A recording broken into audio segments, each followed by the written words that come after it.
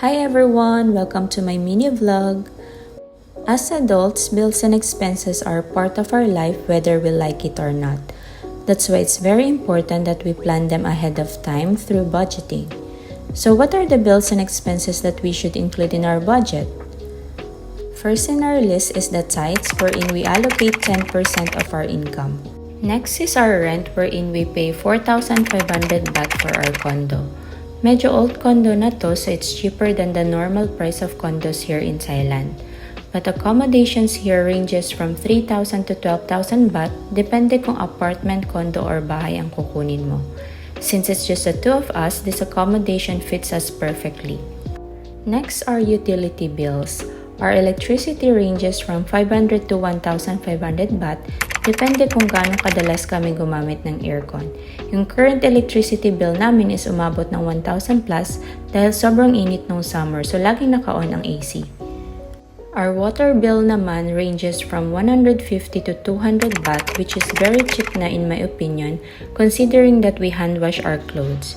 Pero kung bet mo mag-washing, maraming laundry shops dito. And we pay 550 baht for our internet. Hindi mawawala sa list ang food and grocery allowance. For our groceries, we allocate 1,000 to 1,500 baht, and for our food, we allocate 2,000 to 2,500 baht. Since we do weekly meal planning and prefer going to the local market, medyo nakakatipid kami sa food allowance. For transportation, we allocate 500 baht. Here in Thailand, maraming mode of transportation options.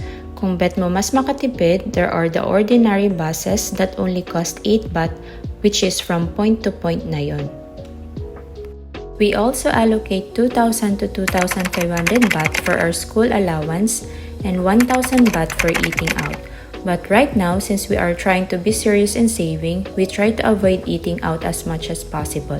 Pero minsan, di matiis ang cravings. And lastly is our padala. As OFWs, that's something na di mawawala sa list. Kayo, what are included in your monthly bills and expenses?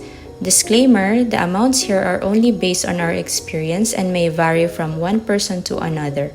But what's important is that we plan them ahead of time para di tayo ma-shock monthly. Fighting! Thank you for watching and see you on my next vlog!